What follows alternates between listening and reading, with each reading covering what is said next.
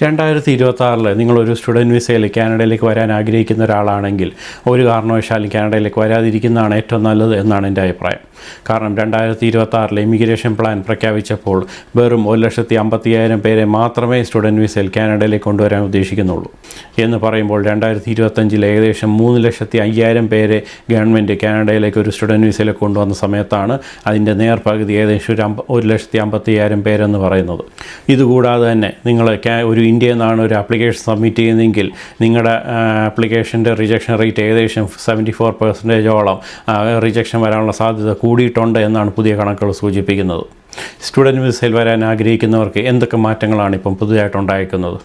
എല്ലാവർക്കും പുതിയൊരു വീഡിയോയിലേക്ക് സ്വാഗതം.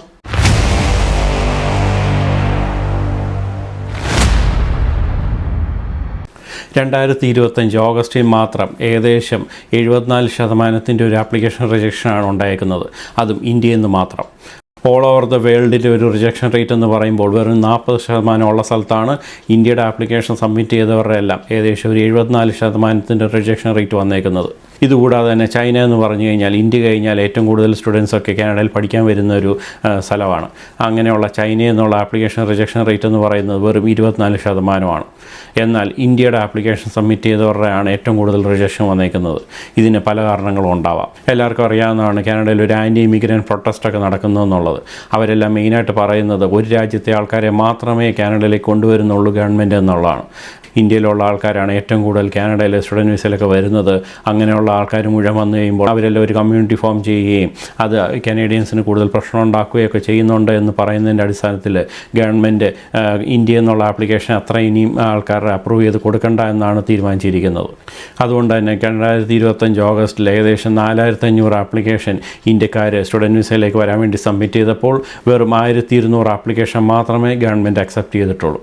ഇതുകൂടാതെ തന്നെ ഇന്ത്യയിൽ നിന്ന് വരുന്ന സ്റ്റുഡൻറ്റ് വിസയിലൊക്കെ വരുന്ന ആപ്ലിക്കേഷൻസിൽ ഇഷ്ടംപോലെ ഫ്രോഡുലൻസ് ആക്ടിവിറ്റീസൊക്കെ കാണിക്കുന്നുണ്ട് എന്ന് ഗവൺമെൻറ്റിന് ഉത്തമമായിട്ടുള്ള ബോധ്യം വന്നതിൻ്റെ അടിസ്ഥാനത്തിലാണ് ഇന്ത്യയുടെ ആപ്ലിക്കേഷൻ, അത് പ്രത്യേകിച്ച് പലരും ഒരു ഡിഗ്രി പഠിക്കുന്ന സബ്ജക്റ്റേ ആയിരിക്കത്തില്ല അവിടെ കാനഡയിൽ ഒരു പോസ്റ്റ് ഗ്രാജുവേറ്റോ അല്ലെങ്കിൽ ഹയർ സ്റ്റഡീസായിട്ട് വരാനൊക്കെ അവർ സബ്മിറ്റ് ചെയ്യുന്നത്. കാരണം അതൊക്കെ ചിലപ്പോൾ ഒരു PR ഒക്കെ മുൻ കണ്ടിട്ടായിരിക്കും ഏറ്റവും കൂടുതൽ PR കിട്ടാൻ സാധ്യതയുള്ള കോഴ്സൊക്കെയാണ് അവർ സെലക്ട് ചെയ്യുന്നത് പോലും.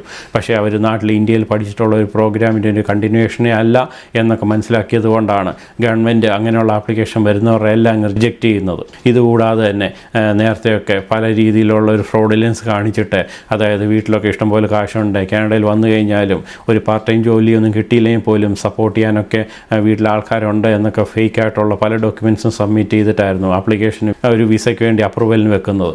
എന്നാൽ അങ്ങനെ സബ്മിറ്റ് ചെയ്ത ആപ്ലിക്കേഷൻസ് എല്ലാം ഇഷ്ടംപോലെ അത് കള്ളത്തരമാണ് എന്ന് ഗവൺമെൻറ്റിന് മനസ്സിലായതുകൊണ്ടാണ് പ്രത്യേകിച്ച് ഇന്ത്യക്കാർ സബ്മിറ്റ് ചെയ്യുന്ന ആപ്ലിക്കേഷൻ പല മടങ്ങ് അത് ഇഷ്ടംപോലെ വട്ടം അവർ പല രീതിയിലുള്ള സ്ക്രീനിങ് പ്രോസസ്സ് എല്ലാം കഴിഞ്ഞതിന് ശേഷം മാത്രമേ ഇപ്പോൾ അപ്രൂവ് ചെയ്ത് കൊടുക്കുന്നുള്ളൂ. അതുകൊണ്ട് തന്നെയാണ് ഇപ്പോൾ റിജക്ഷൻ റേറ്റ് നോക്കുമ്പോൾ ഇന്ത്യയുടേത് 74 എന്ന് പറഞ്ഞൊരു ബിഗ് നമ്പറിലേക്ക് എത്തിയത്. ഇതുകൂടാതെ തന്നെ 2027-ലും 2028-ലും ഏകദേശം സെയിം നമ്പറിലുള്ള സ്റ്റുഡൻറ്റ് വിസയിലുള്ള ആൾക്കാരെ മാത്രമേ ഗവൺമെൻറ് കാനഡയിലേക്ക് ഇൻവൈറ്റ് ചെയ്യാൻ ഉദ്ദേശിക്കുന്നുള്ളൂ. അതായത് ഏകദേശം 1,50,000 സ്റ്റുഡൻസിനെ മാത്രം. ഇതിനൊപ്പം തന്നെ അവർ പറയുന്നത് ഇന്ത്യയിൽ നിന്നുള്ള ആപ്ലിക്കേഷൻ്റെ എണ്ണം, അതായത് 1,50,000 ആൾക്കാർ ഒരിക്കലും ഇന്ത്യയിൽ നിന്ന് മാത്രം കൊടുക്കരുത്, ബാക്കിയുള്ള രാജ്യങ്ങൾ പ്രത്യേകിച്ച് ചൈനയും അല്ലെങ്കിൽ ബാക്കിയുള്ള രാജ്യത്തു നിന്നൊക്കെയുള്ള സ്റ്റുഡൻസിനെയൊക്കെ ഇതിനകത്ത് ഉൾപ്പെടുത്തണം എന്നുള്ളത് കൊണ്ട് തന്നെ ഇന്ത്യയിൽ നിന്നായിരിക്കും ഏറ്റവും കൂടുതൽ ആപ്ലിക്കേഷൻ സബ്മിറ്റ് ചെയ്യുന്നതെന്ന് ഗവൺമെൻറ് അറിയാവുന്നത് കൊണ്ട് തന്നെ ഈ 28 വരെയുള്ള കാലഘട്ടത്തിൽ ഒരു കാരണവശാലും സ്റ്റുഡൻറ്റ് വിസയിൽ കാനഡയിലേക്ക് വരാൻ പറ്റിയൊരു സമയമേ അല്ല. അതേസമയം 2026 കാനഡയിൽ അറ്റ് പ്രസൻറ്റ് ഇപ്പോൾ നിൽക്കുന്നവർക്ക് PR കിട്ടാനുള്ള സാധ്യത വളരെയധികം കൂടിയിട്ടുണ്ട്.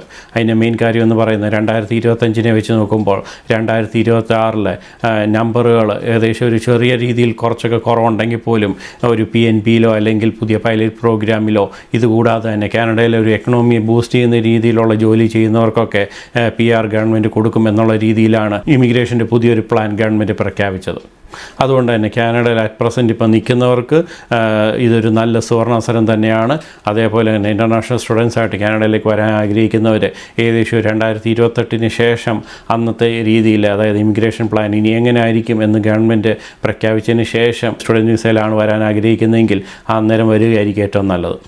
ഈ 2026 ഇമിഗ്രേഷൻ പ്ലാൻ പ്രഖ്യാപിക്കുന്നതിന് മുമ്പ് വരെ പ്രത്യേകിച്ച് US-ൻ്റെ ട്രംപിൻ്റെ രീതിയിലുള്ള ടാരിഫിൻ്റെ പ്രശ്നങ്ങളും ഒക്കെ ഉള്ളപ്പോൾ എല്ലാവരും പ്രവചിച്ചത് ഇമിഗ്രേഷനൊക്കെ വളരെ രീതിയിൽ കുറയ്ക്കുമെന്നുള്ളതാണ്. എന്നാൽ അങ്ങനെയൊന്നും സംഭവിച്ചില്ല. ഈ ഇമിഗ്രേഷൻ ഇനി മുന്നോട്ട് കൊണ്ടുപോകും എന്നുള്ള രീതിയിലാണ് 2026 ഇമിഗ്രേഷൻ പ്ലാൻ പ്രഖ്യാപിച്ചത്. അതുകൊണ്ട് തന്നെ സ്റ്റുഡൻറ്റ് വിസയിൽ ഇനി വരാൻ ഇഷ്ടംപോലെ അവസരങ്ങളുണ്ട്. പക്ഷേ ഒരിക്കലും 2026 തൊട്ട് 2028 വരെ വരാൻ പറ്റിയൊരു സമയമേ അല്ല. എങ്ങനെയൊക്കെ നോക്കിക്കഴിഞ്ഞാലും ലോകത്ത് തന്നെ മൈഗ്രേറ്റ് ചെയ്യാൻ ഏറ്റവും നല്ലൊരു രാജ്യം കാനഡ തന്നെയാണ്. കാരണം അവസരങ്ങൾ ഇഷ്ടംപോലെ ഓരോ ദിവസം വന്നുകൊണ്ടിരിക്കുകയാണ്. 2023 കോവിഡിൻ്റെ ഒരു ആഫ്റ്റർ എഫക്റ്റ് എന്നുള്ള രീതിയിൽ കുറച്ച് ബുദ്ധിമുട്ടുകളും അല്ലെങ്കിൽ ഇൻ്റർനാഷണൽ സ്റ്റുഡൻസൊക്കെ ഒത്തിരി കൂടിയത് കാരണം PR-ലേക്ക് കുറച്ച് ടൈറ്റൻ ചെയ്യുകയൊക്കെ ചെയ്തെങ്കിൽ പോലും അതൊക്കെ മറികടന്നുകൊണ്ട് കാനഡയിൽ തന്നെയുള്ള ഏകദേശം 3/4% ആൾക്കാർക്ക് PR കിട്ടും എന്ന് ഈ ഇമിഗ്രേഷൻ പ്ലാൻ പ്രഖ്യാപിച്ചപ്പോൾ എല്ലാവർക്കും മനസ്സിലായതാണ്. കാനഡയിൽ എങ്ങനെ PR കിട്ടും എന്ന് സംബന്ധിച്ചുള്ള പുതിയ വാർത്തകൾ വരുന്ന മുറയ്ക്ക് ഞാൻ നിങ്ങളെ അറിയിക്കുന്നതായിരിക്കും. പുതിയൊരു വീഡിയോ ആയിട്ട് കാണുന്നിടം വരെ it's me AJ signing off. By.